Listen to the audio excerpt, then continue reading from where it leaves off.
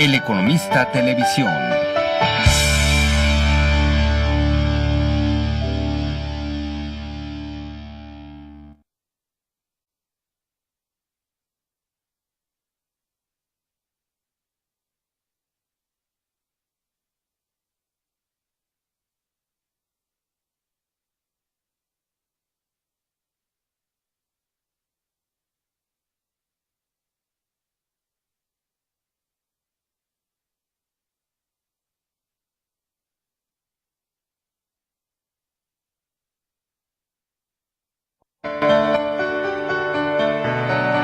El Economista Televisión.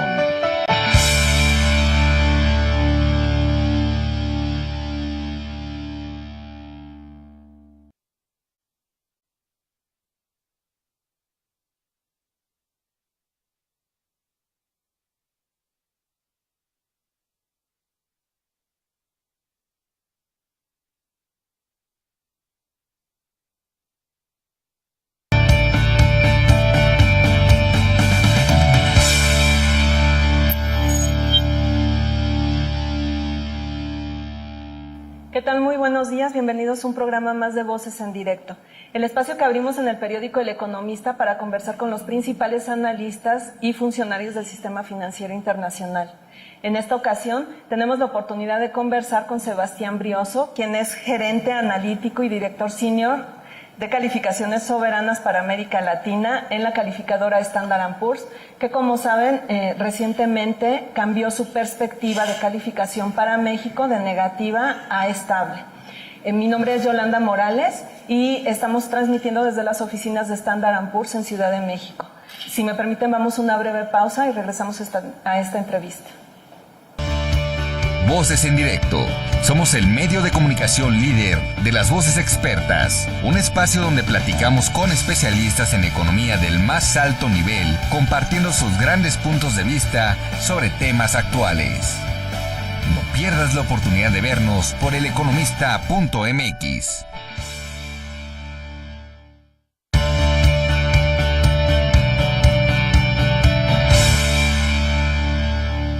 Pues como les decía, estamos transmitiendo desde las oficinas de Standard & Poor's México porque vamos a platicar con el gerente analítico y director senior de calificaciones soberanas para América Latina en la calificadora, Sebastián Brioso. Señor Brioso, muy buenos días, bienvenido al programa. Un placer recibirlos aquí, muchas gracias por la invitación. Pues el objetivo de esta conversación es que nos platiquen cómo se dio este cambio en la perspectiva de calificación para México y qué es lo que significa. Claro, bueno, perfecto.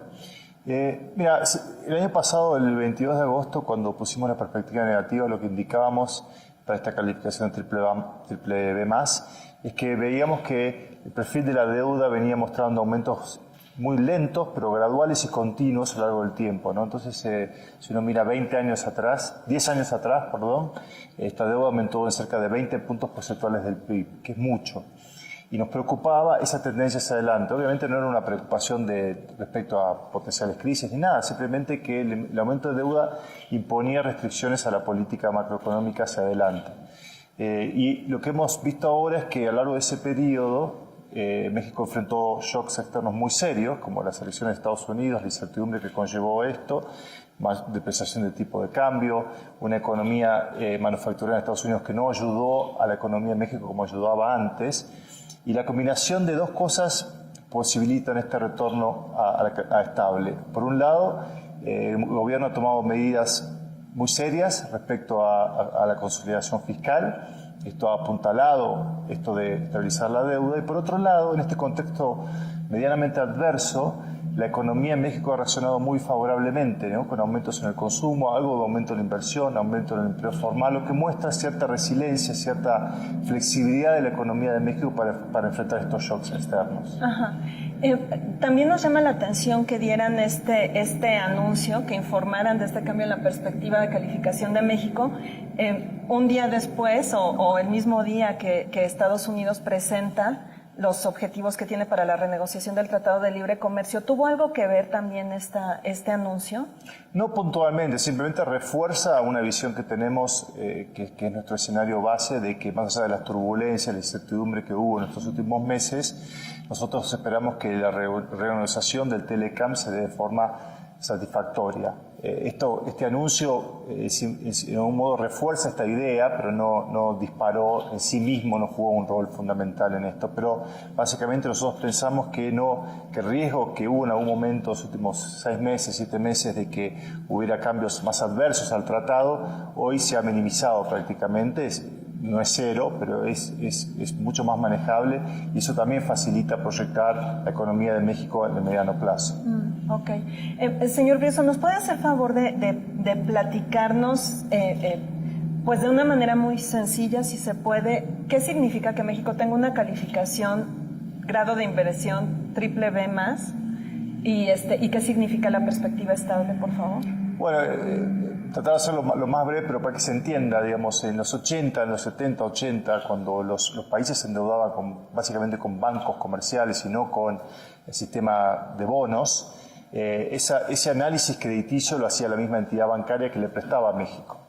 Cuando en los 90, prácticamente, cuando empezaron los mercados emergentes y países como México empezaron a acceder al mercado internacional de capitales, esto es, a financiarse a través de la emisión de bonos, esto se atomiza, digamos, y se amplía muchísimo la cantidad de inversores que pueden comprar bonos de un país como México. Entonces, esta tarea de análisis crediticio es la que hacen las calificadoras, como la nuestra.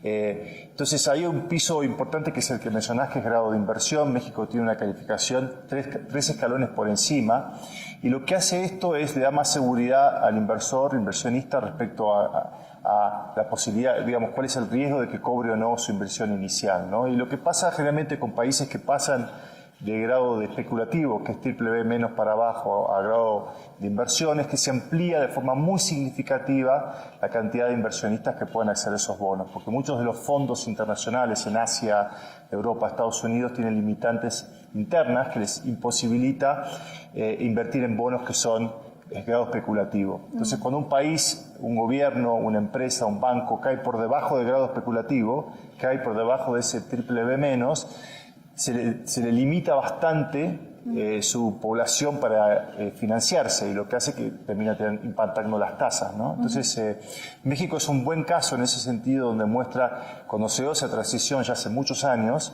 cómo se amplió, y hoy México es uno de los países que más diversidad tiene en sus inversionistas, siempre hablando de inversión en deuda de gobierno, ¿no? Y esos inversionistas, en el caso de México, no solo compran los bonos que México emite en el mercado internacional, que emite en Asia, en Europa, sino que esos inversionistas también compran en México los bonos que el gobierno emite en pesos en el mercado mexicano. Ok. Y cuando la perspectiva cambia, que la perspectiva cambió a negativa el año pasado, ¿no? Claro. En agosto. Sí, fue en agosto, ¿no? Sí, 23, en agosto. En agosto. Cuando cambia la perspectiva, ¿cuál es la señal que se emite a los mercados?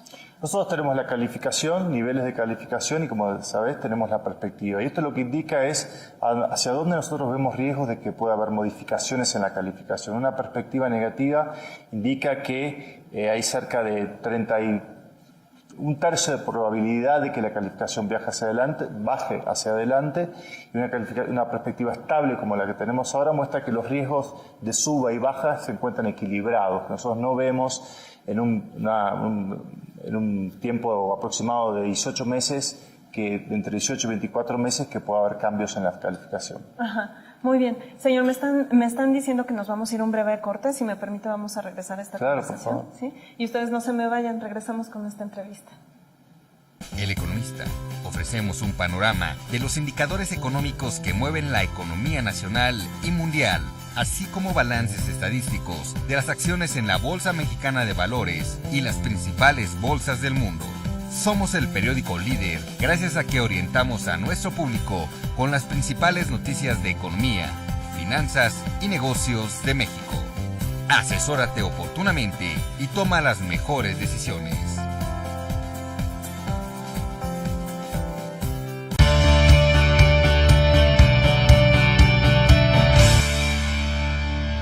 Bueno, pues regresamos a esta conversación que estamos sosteniendo con el señor Sebastián Brioso, quien es gerente analítico y director senior de calificaciones soberanas para América Latina en la calificadora Standard & Poor's. Señor Brioso, la siguiente inquietud que tenemos es, en esos 18 meses que ustedes están revisando en este momento y diciendo que el panorama es estable, se va a cruzar con un par de eventos importantes en México, que son la renegociación del Tratado de Libre Comercio, que inicia el 16 de agosto, y las elecciones a la presidencia y cambio de Congreso para el año entrante. Pues quisiera preguntarle qué papel juegan estos dos elementos en el panorama crediticio para México. Claro, bueno, un poco de Telecam ya lo mencionamos, ¿no? Puede haber cambios, es un tratado que ya tiene más de 20 años, por lo tanto, que haya cambios no debería ser un problema. Obviamente, el contexto político en el que se da generó más incertidumbre, pero nosotros trabajamos con la premisa de que no va a haber cambios significativos y que incluso puede haber mejoras, ¿no? Y esa es la premisa con la que trabajamos. Como decía, siempre hay un riesgo de que esto no sea así, creo que ese riesgo se ha minimizado y bueno.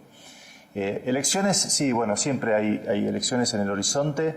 Nosotros trabajamos con la premisa de que cualquier cambio que haya, la alternancia en el gobierno es algo positivo. En distintos países lo hemos visto, en México ha sido positivo también. Cualquier cambio que se haya, nosotros no pensamos que lleve a un cambio de paradigma económico, un cambio muy significativo en la dirección de la política económica, que haya anclajes muy fuertes que tiene México en lo macroeconómico, una historia de prudencia fiscal que creo que este gobierno ahora mostró que se puede mejorar, nosotros que pensábamos que se debería mejorar. Y un anclaje muy fuerte en el ámbito monetario, con una política monetaria con grados de credibilidad muy fuerte. Esto creemos que se va a mantener. Al mismo tiempo, pensamos que lo más probable es que, como ha venido siendo de hace muchos años, el Congreso se encuentre sin mayorías claras, y que también es un anclaje. Y de vuelta, no vemos como en otros países quizás hubo candidatos antisistémicos que pueden cambiar este paradigma que yo acabo de describir. Obviamente, depende de quién gane, puede haber cambios de sesgo en algunas políticas y otras, pero en términos generales no creemos que esta infraestructura que fue tan importante para México en tanto a mantener su estabilidad económica cambie. Creo que los desafíos que tiene México hacia adelante, que son importantes y que tienen que ver con la calificación también, es que quizás a esta infraestructura tan importante a nivel macroeconómico que permitió una estabilidad muy asentada, tiene que llevar a que haya un proceso de crecimiento más fuerte. México crece poco en cualquier comparación que se pueda hacer, con cualquier mercado, la mayor parte de los mercados emergentes del mundo. Tiene esta gran ventaja de estabilidad, pero una asignatura pendiente que es un crecimiento más fuerte que permita alcanzar objetivos de desarrollo económico, desarrollo social y político más rápidamente. Señor, usted mencionaba que en cualquiera de los escenarios que pudieran presentarse como el resultado electoral, pues ven que habría consistencia en las políticas macroeconómicas. Algunos analistas internacionales pues sí ven con un poco de temor la posibilidad de que llegue pues Andrés Manuel López Obrador a la presidencia, porque él no ha sido como muy amigable o muy coincidente con los parámetros de la reforma energética, sobre todo. Incluso ustedes están tomando en cuenta la posibilidad de que él gane, porque incluso en las encuestas él lleva la delantera sobre los aspirantes a la presidencia. No, por supuesto, nosotros obviamente es parte fundamental de nuestro trabajo seguir las encuestas, trazar distintos escenarios de lo que puede darse políticamente. Mira, nosotros calificamos cerca de 140 países en el mundo. Esos países en el mundo tienen gobiernos de derecha, de izquierda, de centro. Estamos acostumbrados a trabajar con distintos lineamientos de política económica. Acá lo importante para nosotros son cuáles son las medidas que se toman, en qué medida se respetan algunos parámetros fundamentales, que son estos que yo te había mencionado antes, respecto a qué rol tiene la política monetaria, qué rol tiene la política fiscal. Obviamente, digamos, si ese es el escenario que se da, digamos, también es un partido, son gobernantes, son personas que han tenido experiencia política también. Nosotros hemos observado la experiencia de ejecución de política pública que han tenido. Digamos, no son candidatos antisistémicos, no son candidatos que vienen de fuera del sistema a modificar la estructura básica de la política o de la económica de un país. Al final del día dependerá de cuál es la agenda y cómo se implementa esa agenda. Pero, digamos, somos muy abiertos en el sentido de ver, de esperar qué se puede dar. Digamos, como te decía antes, estamos acostumbrados a trabajar con gobiernos de distinto perfil ideológico o político, así que eso no debería ser un problema. Muy bien. Pues si me permite, nos vamos a ir a una última pausa de esta conversación y pues seguimos transmitiendo desde las oficinas de Standard & Poor's en la Ciudad de México. Vamos a una pausa y regresamos. Síguenos en nuestras redes sociales, en Facebook eleconomista.mx, Twitter @eleconomista y YouTube Video El Economista. En un momento continuamos.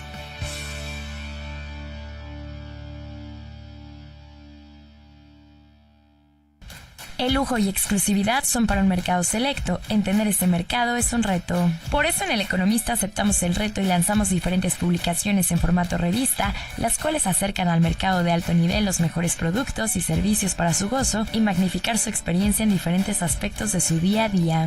Hologear es la revista más completa del mundo de alta relojería, donde te ofrecen los modelos más exclusivos del mercado, las ferias de relojería más importantes a nivel global, con contenidos de alto valor editorial, artículos, entrevistas, novedades, marcas y toda la pasión por los relojes más atractivos y exclusivos.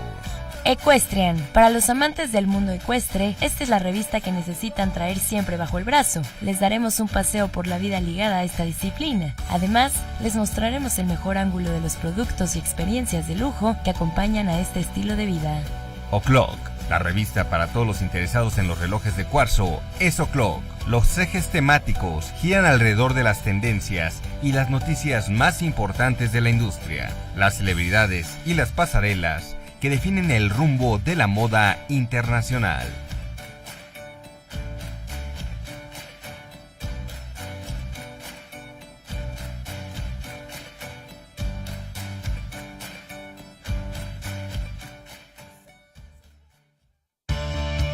Voces en Directo. Somos el medio de comunicación líder de las voces expertas, un espacio donde platicamos con especialistas en economía del más alto nivel, compartiendo sus grandes puntos de vista sobre temas actuales. No pierdas la oportunidad de vernos por eleconomista.mx.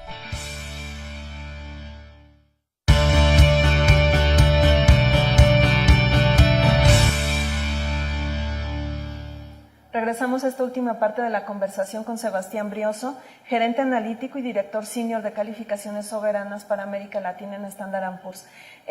Señor Brioso, de la mano de este cambio en la perspectiva del soberano mexicano, de la calificación de México, ustedes también mejoraron la perspectiva, la cambiaron de negativa a positiva de las empresas paraestatales de Pemex y CFE.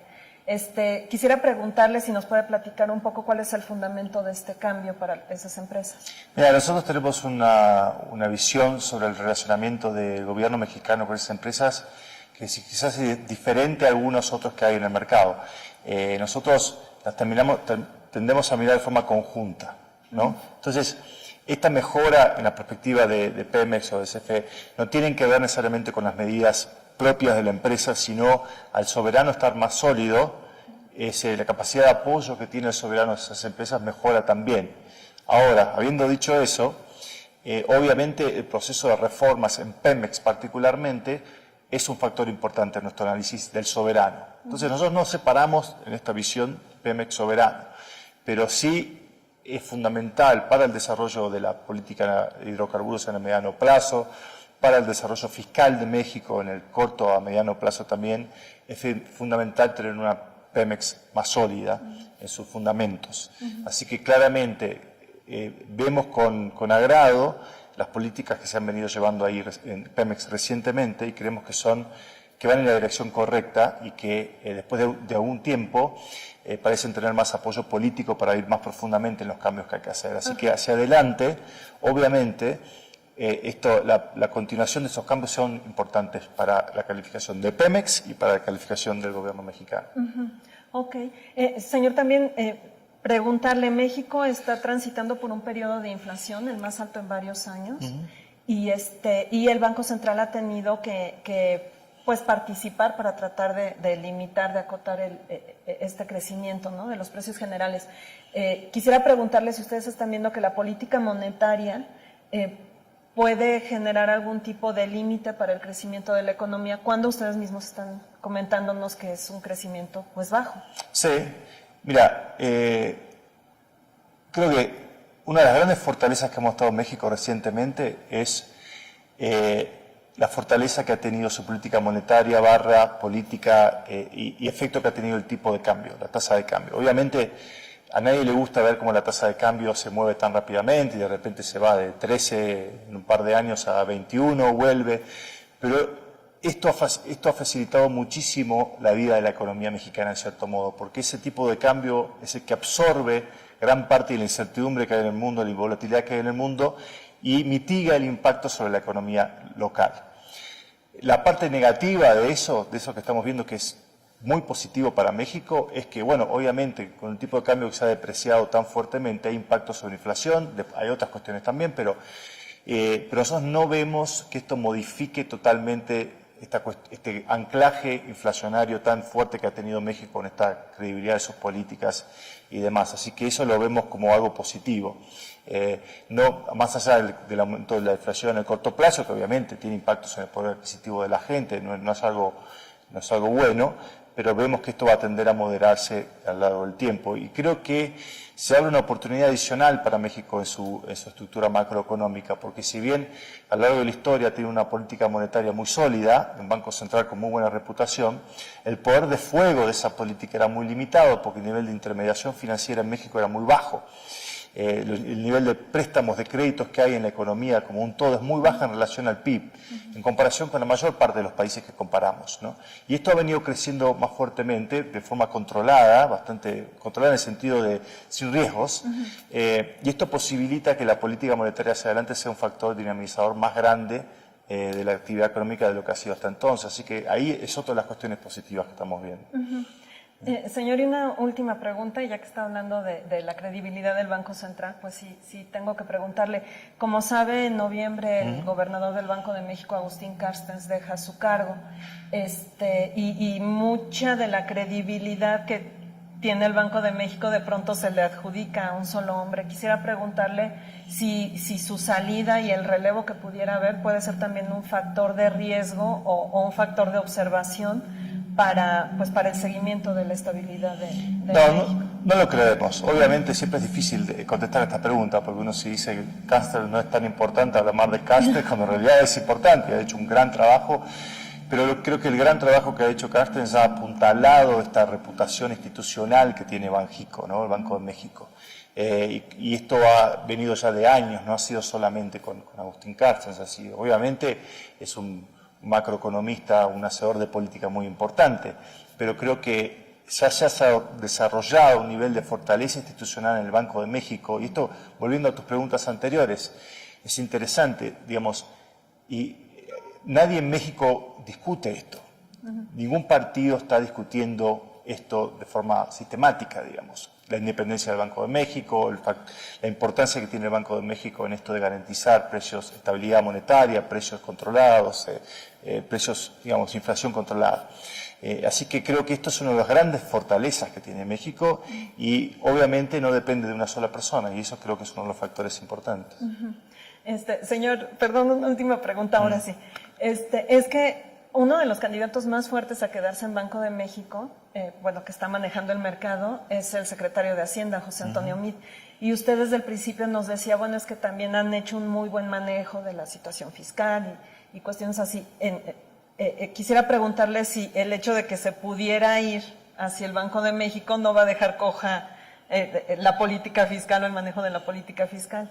Y mira, nosotros tratamos siempre de no hablar de una persona en particular. Creo que en el caso de México, que ya tiene muchos años de esta estabilidad macroeconómica, fortaleza macroeconómica, Esa es una de las ventajas, ¿no? Digamos, en países donde nosotros vemos que se depende mucho de una persona, son casos donde son más vulnerables, porque ¿qué pasa si esa persona se va? Creo que México ha tenido a lo largo del tiempo, tanto en Hacienda como en Banco de México, muy buenos funcionarios.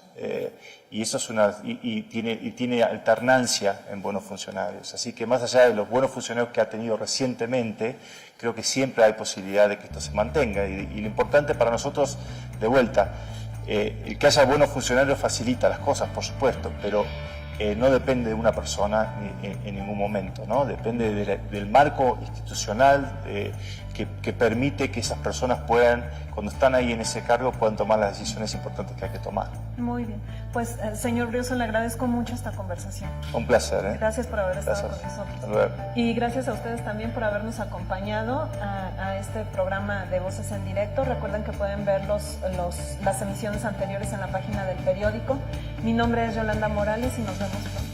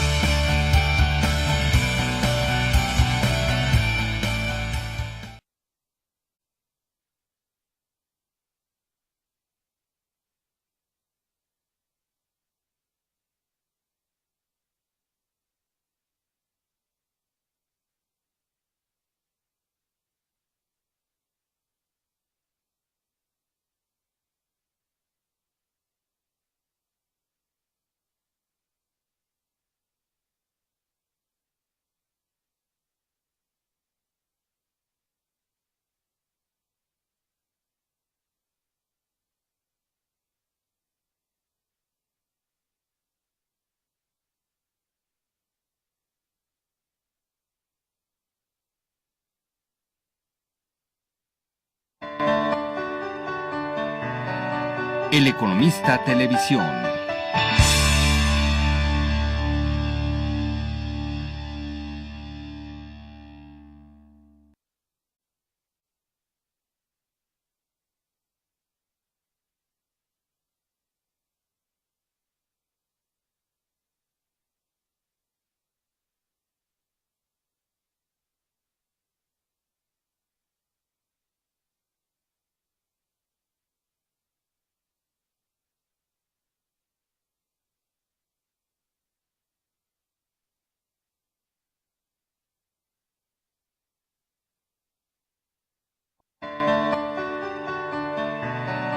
El Economista Televisión.